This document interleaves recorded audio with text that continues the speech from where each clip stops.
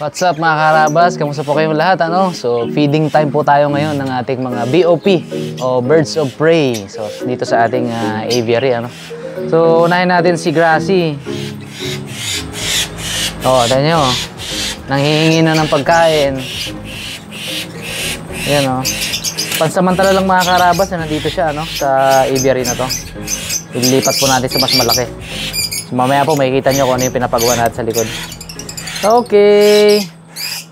Actually, kahit kamayin ko na to Grassy.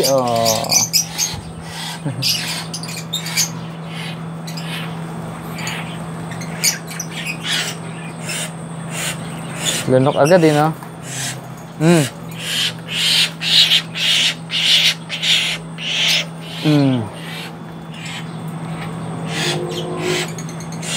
Nililitan ko lang po kasi hindi pa siya marunong magpera-peraso. So later on pag nandun siya sa malaking aviary, tuturuan natin siya mag-hunt. Kapakainin po natin siya ng buhay para meron siyang habol-habulin doon. Titingnan natin kung hahabulin niya. Sige.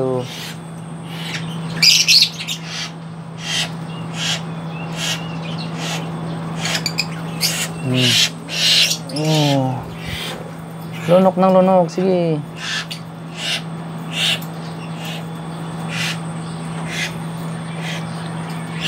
Hanap tayo ng mga maliliit na parts. Hanap tayo ng maliliit na parts dito. Yun yung para sa kanya. Yan. Kaya niyang lunukin ng isang lang.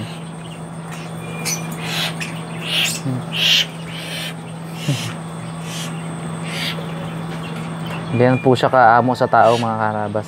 Ganyan siya nagkaroon ng imprint Hindi siya marunong mag-hunt. Hindi siya marunong mag-hold ng pagkain. Ang alam niya lamang hingi. Yan, magsutulog siya ng ganyan.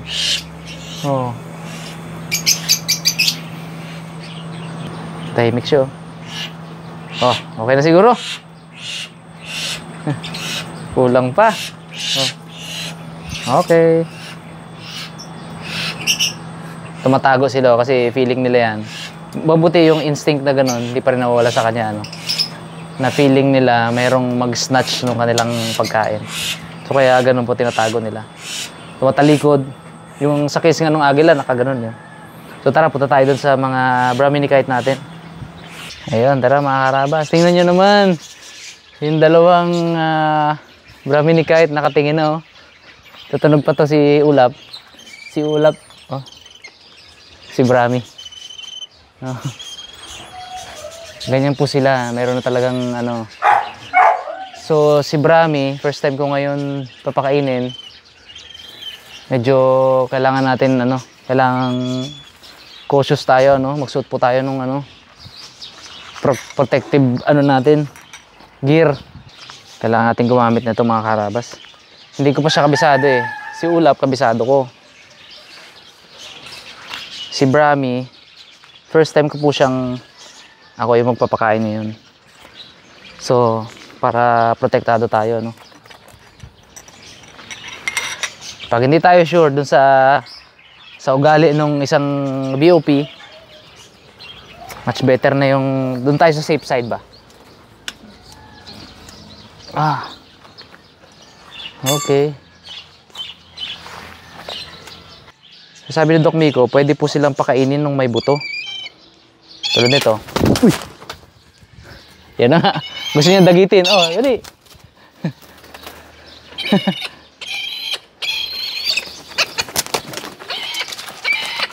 gusto niya dagitin. Yun Galing, di ba? So dinakot niya. So kaya hindi pwedeng kapit-kapit lang natin talaga. Ngayon sinasabi ko kanina na hindi natin siya kabisado. Ayan dakot-dakot ni Brahmi. Tapos si sa baba, si Ulap, ayan, kinakain niya na yung nalaglag.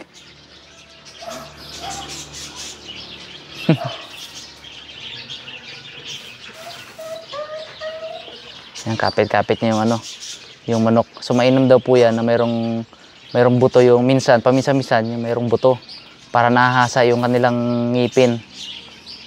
So kung may makain man kasi silang mga buto, eh, iluluwa din daw nila yan, sabi ni Doc Miko. Ayan, no? Kagat, kuha niya yung, ano, yung manok.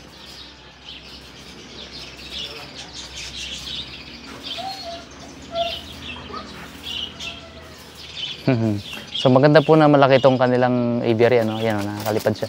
Yun. Sige, dali mo na muna dyan. Labas muna kami para bigyan natin siya ng time na i-consume yung, ano, yung kanyang dinagit sa ating kamay. So magandang sign po yan na marunong pa siyang mandagit, ano. Ang problema lang naman ni Brahmi yung, ano, human imprint. So nanghingi pa rin siya ng pagkain sa tao.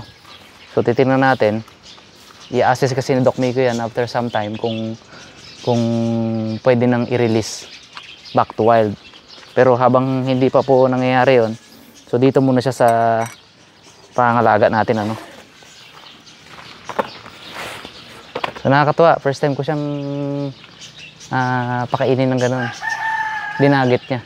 Kasi doon sa facility, sa TCP, medyo maliit lang po yung, ano niya, yung kanyang kulungan doon. Kaya wala siyang ganyang, ano, hindi niya kayang gawin yun, yung ginawa niya kanina, na lumipad, dinakot niya, lumipad siya. Hindi niya kayang gawin yun. So ayan po siya, kinakain niya na. So observe po natin siya, no.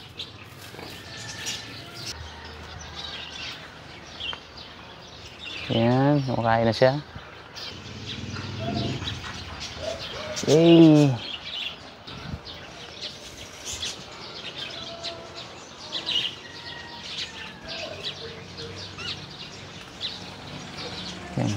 Observe lang po natin, panoorin lang natin siya para mas ma-appreciate natin, ano. Palagi ko pong kasi sinasabi, ano, kapag na-appreciate natin isang bagay, kapag natutunan natin siya, mas lalo nating mamahalin, papahalagahan natin. So ganun din po dito sa mga agila na to.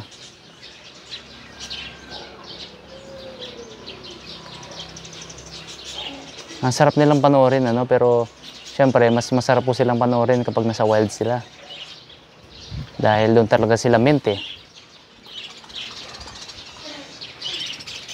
Kaya nga lang, may mga instances na kailangan manatili muna sila sa poder ng tao. Tulad niyan. Hindi naman sila pwedeng basta-basta na lang i-release. So, mayroong mga proseso po.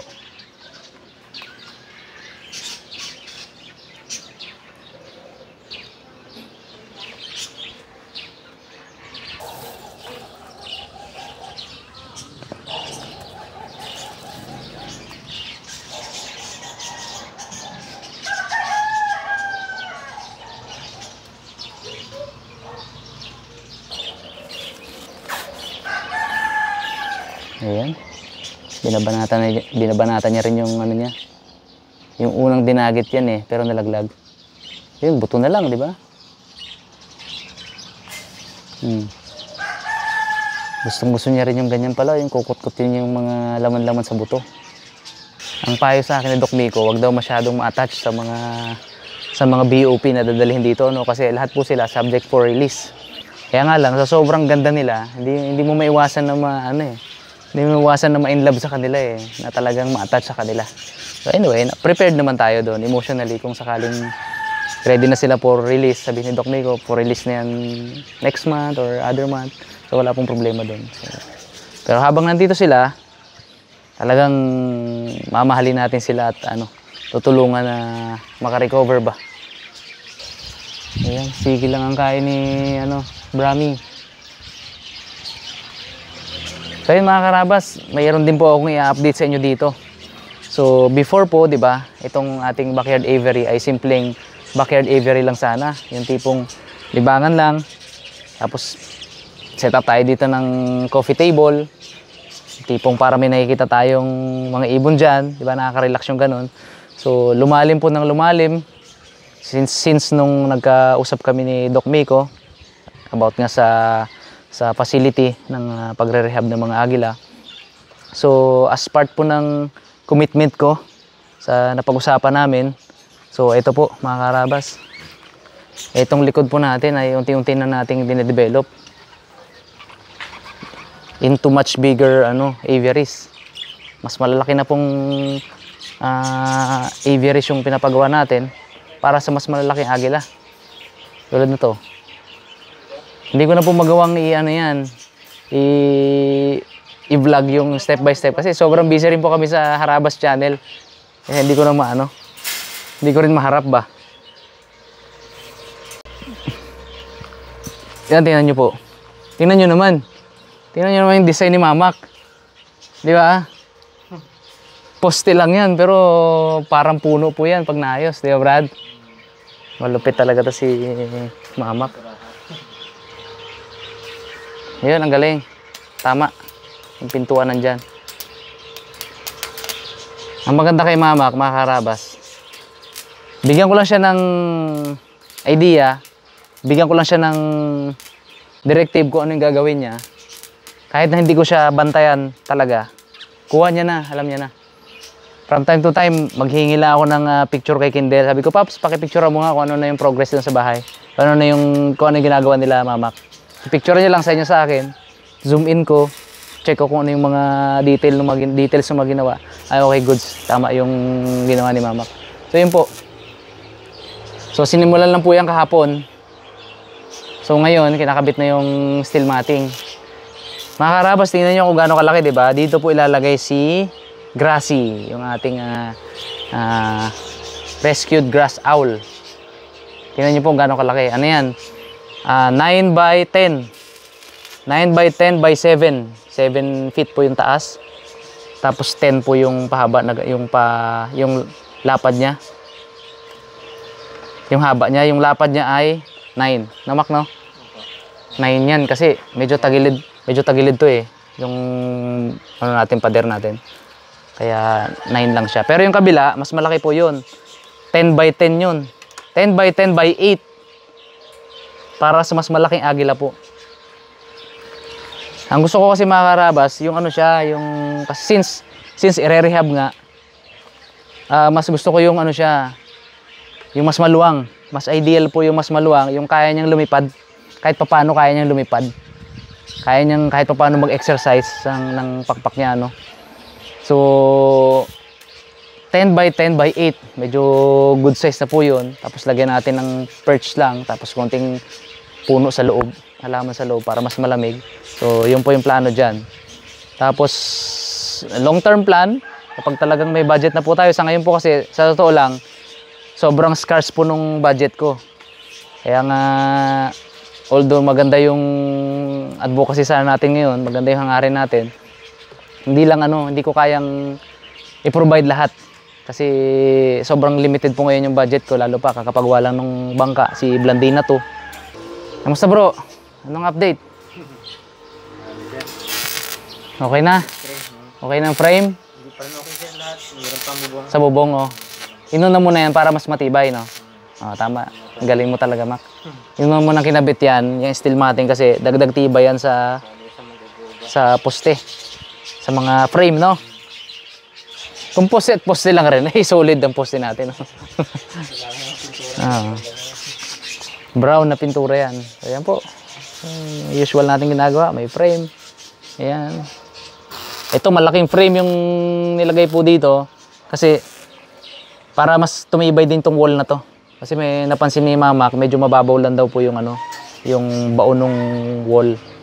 So, kaya lagyan dyan ng, kumbaga yan yung babatak. Papunta dito sa poste. So, doble tibay siya ngayon.